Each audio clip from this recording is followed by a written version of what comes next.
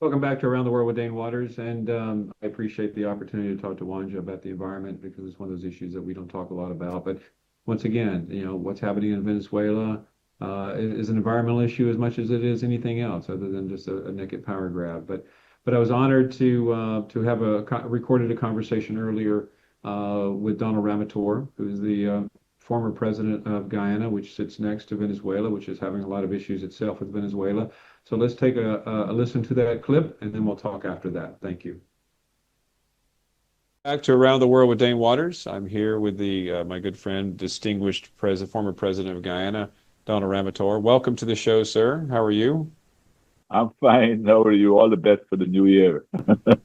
Same to you. And what a new year it is. I mean, what a crazy year it is already. Yeah. So I appreciate you joining me from Georgetown.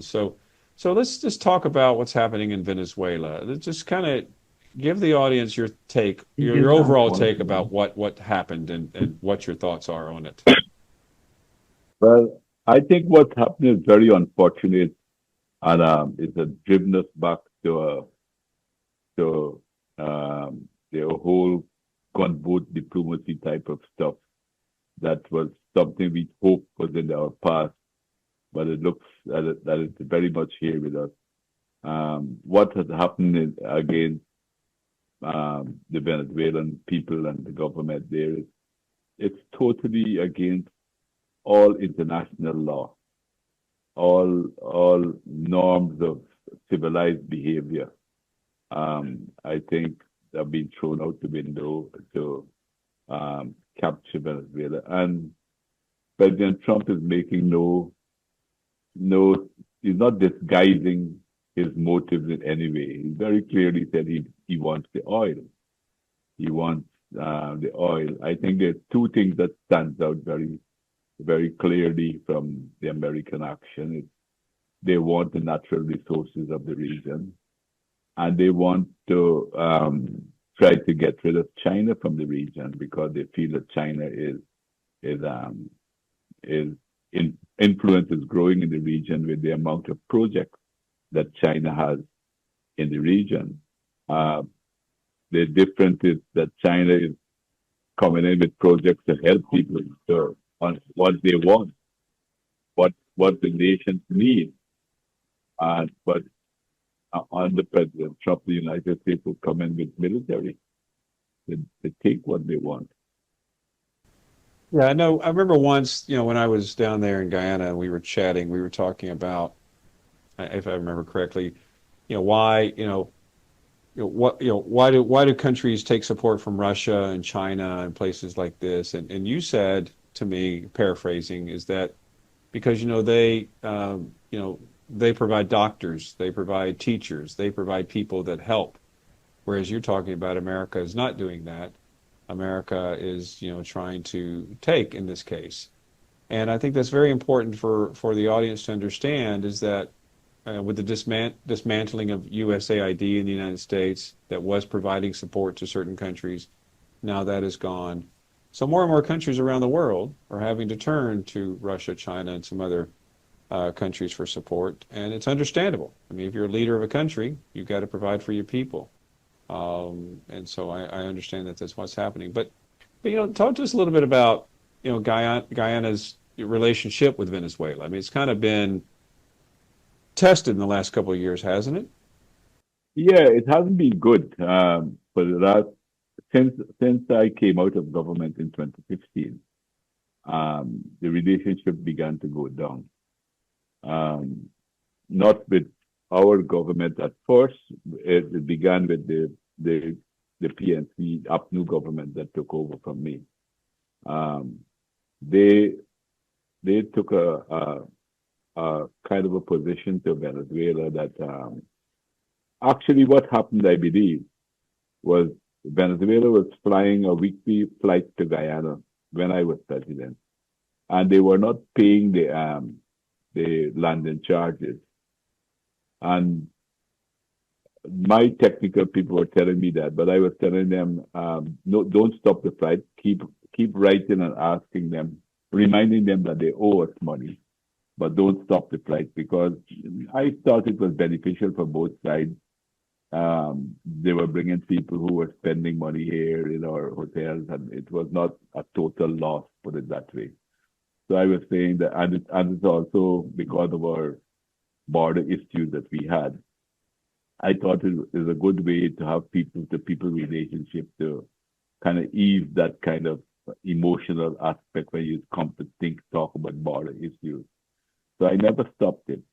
But when the government changed, the new president from the afternoon, Mr. President Granger, he, I think, instructed to, if they're not paying, to stop the flight. And I believe that probably, I'm just speculating here, that Venezuela probably read into that was a hostile act, and maybe they read into that. Maybe they thought that maybe the Americans had a hand in that, and the government was taking the side of the Americans against them. So the relationship continued to deteriorate in many ways. And even when our party came back to government now, it didn't improve.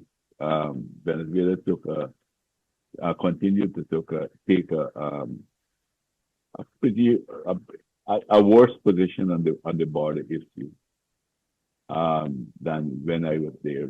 It got even worse, and they even were trying to say that although the matter went to the ICJ, so the matter is there with the ICJ because we decided to take it to the ICJ to try to settle it.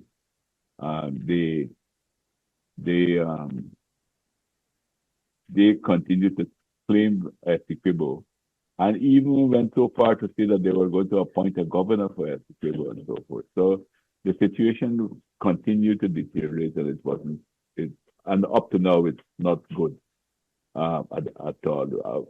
Our position, I think, which is the correct position, I believe, we put it in the hand of the International Court, ITJ, and we are calling that they should respect the ruling of the International Court, and that's where we have it at this point in time. Yeah, but you bring up an interesting point. I mean, what Guyana is doing, you know, there are international bodies that help resolve these conflicts, resolve problems. Mm-hmm. Yet we have a situation now where the President of the United States, and listen, I'm a proud American, be very clear about that, I'm proud American. But we have the President of the United States who's violating international law by literally, listen, I was no fan of Maduro. I'll be very clear, I just wasn't. But still, you don't, in the middle of the night, just go take a head of a sovereign nation out of their bed with their wives and you just take them away. You just don't do it. It's just fundamentally wrong in every way. So we have a President of the United States who's not willing to follow international law or the rule of law. You got a country like Guyana, for example, that respects that and is trying to resolve these issues. And do you think that, you know, now that Maduro is gone and we don't know what's going to happen, I mean, what is going to happen with the relationship? What do you think this means for Guyana and for the rest of the continent? But I don't know. It's very early days, but as far as Guyana is concerned, I know that the opposition to Maduro in Venezuela historically had a worse position than Maduro on the border issue. In fact, I believe that one of the reasons Maduro began, because under Chavez, our relation was excellent, and Chavez had said openly that the border problem was a created problem by the United States way back in 1962. There's another history to that issue. And because in 1962, when our party, during the height of the Cold War, when our party was in government, Dr. Chetty Jagan was the head of the party at that time. Our country was on the verge of having independence. And then suddenly this issue was raised by Venezuela, which we thought it was inspired by the United States to use to hold back independence. And if we got independence and we were in the government, then it would have been held like a sword of Damocles over our heads. And so that's how it started. And now it's turned around in the other way. It's being used in the other way now, in some ways. But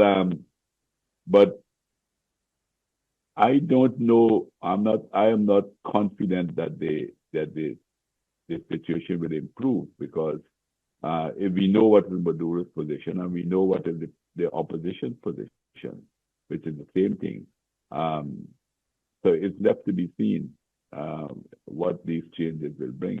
If it will bring an end to the issue, if Venezuela will accept they're wrong, or if they were willing to accept the decision of the court, that is left to be seen.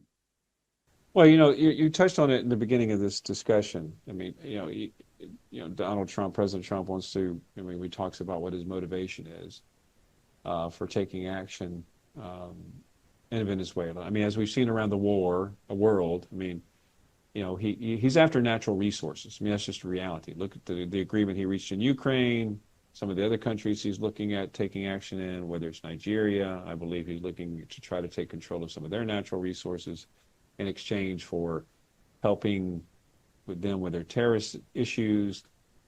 And Venezuela has the largest proven, reserve of oil in the world. I mean, would you agree that President Trump's actions, on the face of it, were to take control of the oil, and that's really why he did it? Yeah, I think that's the main purpose. I believe that's the main purpose. And as I've said, we don't have to make much of analysis because he's telling us exactly what he wants. And I also believe the Chinese factor is an important factor. Um, he he doesn't want to have any kind of cooperation with China in the region and so forth. And he wants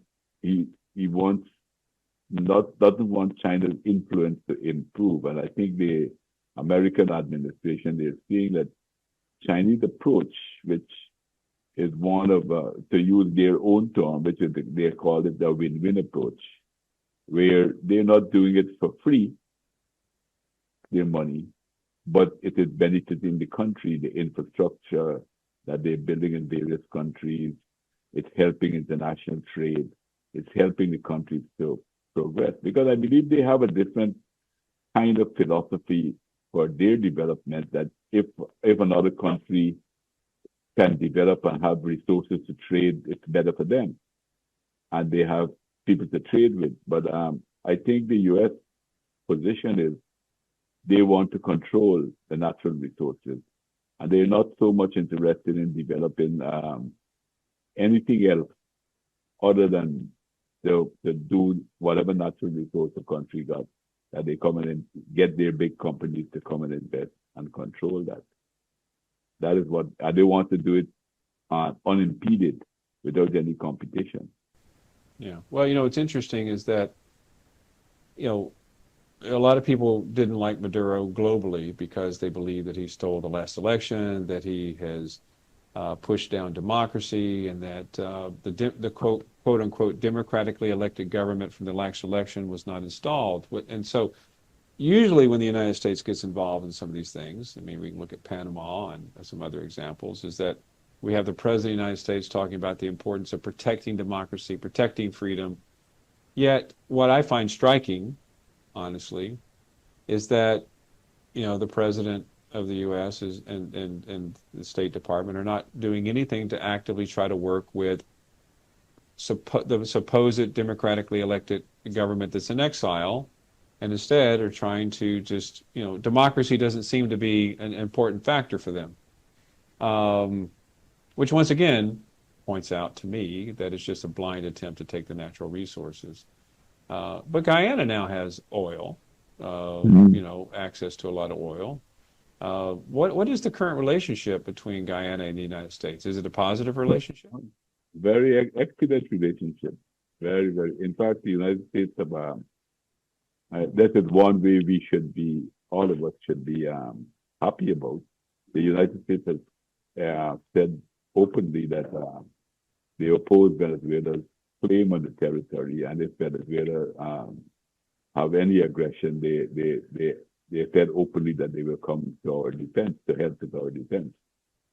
So that is good. But for me, it is another, it's a separate issue to me because, to me, coming from a small country like Guyana, um, international law is our greatest defense, I believe. Upholding international law and international institutions like the United Nations is very important for countries that don't have the capacity, military capacity, and otherwise, um, even in terms of size of population and so forth. And therefore, upholding international law is is in my view very, very primary for poor developing countries like ours. Um, and we can't go back to the law of the jungle where might is right. Yeah, no, I agree with you 100%. And so what do you mean, what do you feel overall that this means for the rest of the world? I mean, you do have the president, he just recently, he's complained, since taking a Maduro out of Venezuela, he's complained about Mexico, he's complained about Colombia, he's talked about taking Greenland. I mean, I clearly he feels emboldened now because it was a successful military operation. But overall, what do you think that this means for the whole world? Well, this has been happening. This has been happening for a while. What I see, what is happening in Venezuela is a continuation of what has been happening in the Gaza, or what has been happening in different places. All the institutions are being undermined. Even United Nations personnel are being killed now in the Gaza, and are being supported. In fact, I saw where Iran is accusing some UN personnel of spying. That is why Israel and the United States were able to kill their military heads and their scientists and so on and so forth. So I think that this begins with the Americans supporting Israel to destroy international law and to disregard international institutions. And now it's spreading. The United States itself now is adopting a similar position, like Israel is disregarding international law. And what it has done here is completely illegal in my mind. And that will spread into other parts of the world. It will, you have issues in different parts of the world.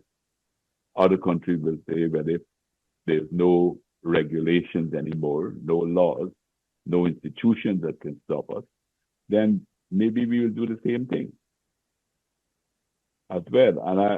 And that can very well break down every form of all the years. There may be more than 200-300 years. The world has been evolving and developing laws and institutions and so forth. In the last few years, all of these things are being undermined. I mean, and as I said, it's happening. It's not that it's happening one time with Venezuela. We can go back to the beginning of this century and we see Iraq, what was happening in Iraq, Israel issues, what happened in Syria. And another point I would like to make, because I think it's a point that I'm not seeing being made in many of the commentaries that we're seeing. A lot of this economic problem that many of countries get into are countries who are trying to look for different ways to do things because they want to deal with some of the problems of their own country, the inequality and so on and so forth. But the United States is not allowing them to succeed. I mean, the economic problems in Venezuela, while maybe the Venezuelan government, I don't know enough to say how inefficient they were to cause some of the economic problems that they've caused. But I do know that they had sanctions against them, heavy sanctions. I do know that their reserves were seized abroad in the various banks. I do know that they can't even buy parts to fix their aging machinery and so forth in the oil industry and in other places. So a lot of the economic problems that create social unrest within those countries themselves are really engineered from outside. And maybe that is one of the reasons that, you know, I'm not saying that it is so. I know that the elections in Venezuela was disputed. Many people said it was a rigged election. Some people who went there said it wasn't. One man told me one Caribbean man who was there. He told me, I don't see how they could have, because to get a ballot to vote, you had to put your fingerprint, and before the ballot paper is released to you, and only one your fingerprint is unique and so forth. So I don't want to pass judgment on that, because a lot of respected institutions also condemn the election. But many maybe politicians feel that they have to go this way if their whole economy is going to be sabotaged and turn things against them in order to recapture their countries, to go back into capturing their resources. So these things I think we always have to look at the thread to see the cause and effect of what we're doing. Well, listen, I agree. I mean, I think that if you look at sanctions around the world, I mean, the theory behind sanctions in certain countries is that if you cause life to be so bad for the populace that they'll uprise against the leadership and overthrow, and democracy will take hold. But historically, that has just never been a winning formula. As you know, it's just making it difficult on the people. It's just not a winning formula. I mean, and regardless of whether Maduro was a good or bad, or whether he stole the election last time, my personal opinion is that you have international institutions and international law to deal with these issues. It's not for the United States of America to de facto become, judge, jury, and executioner, basically, just to go in there and do what they want to do, which is fundamentally wrong. And I think that all those bad actors out there who want to do bad in the world, it gives them political cover to do what they want to do. Listen, we just have. But there's another dangerous aspect to it too. Another very dangerous aspect that I think should be considered.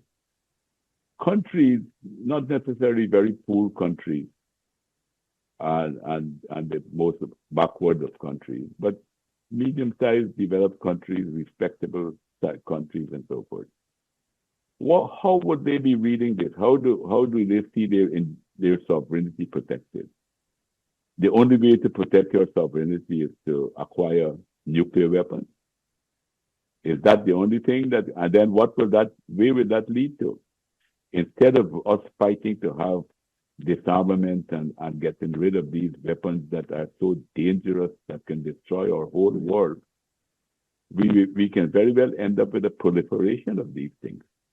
Anyone who wants to carry out a social economic policy that is different from what the United States would like it to be. So how do they protect themselves? Because you can expect them to come and overthrow you anytime. So maybe that's why North Korea, nobody troubles North Korea. So I think that aspect of it maybe needs to be emphasized to show the danger. I mean, it might be wonderful to speak about the fantastic performance of the American military, what they did, and they killed a whole set of people in Venezuela and left nobody even injured. Fantastic. But what is it telling other countries to do to protect themselves?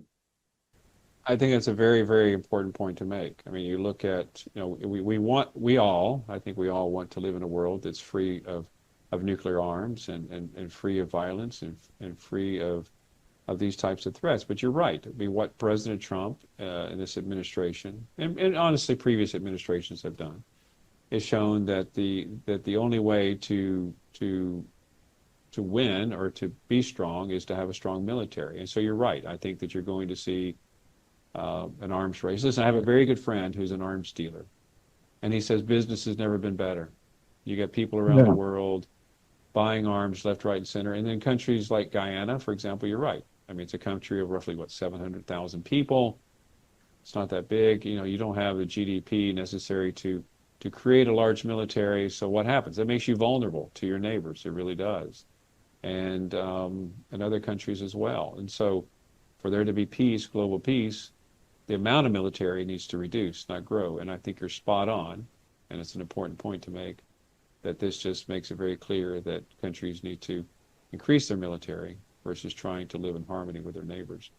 Listen, we have a minute left, so sadly, we don't have enough time as always. But if you had to tell the world, or like you had to, how would I put this? If you had to predict, I mean, 2026. We're 5 days into 2026.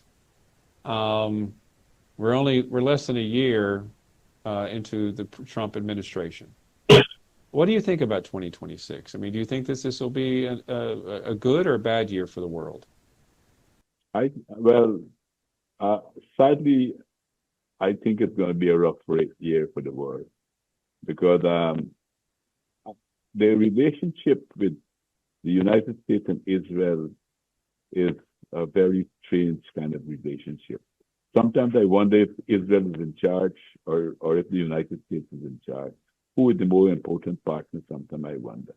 And therefore, um, looking at what is happening, I believe that things will escalate. I think the influence of Israel on the American administration will probably force them to go towards Iran, and who can tell where that will lead to?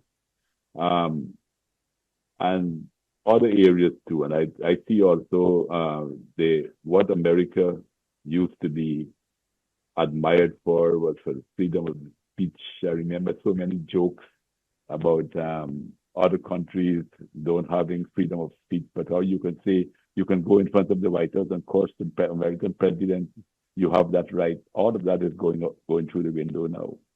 People's visas are being taken away if they accuse if they don't like your position of position you're taking. Look at this woman who I think did a fantastic job, Albanese, who was the special rapporteur for the Gaza. Her visa is being taken away from she can't go to the United States. Many other people cannot go. And not because they're doing anything, it's just because of what they say. So many of the rights that many of our ancestors, those who came before us, fought for and managed to establish, we're seeing them being eroded. And it continues, and I see the tendency in this year, at least in the short term, I see that tendency continuing. So I don't think it's going to be a very good year for the world. So once again, I have to say you're spot on. And what I'd like to say also is that one thing I also talk about on the show a lot is the lack of strong leaders around the world, and the lack of leaders who really can make a difference. And I will say that you are one of those guys who really made a difference in your country, and I have tremendous respect for you and what you did. And I wish there were more of you around the world. I really do. So, thanks for all that you've done.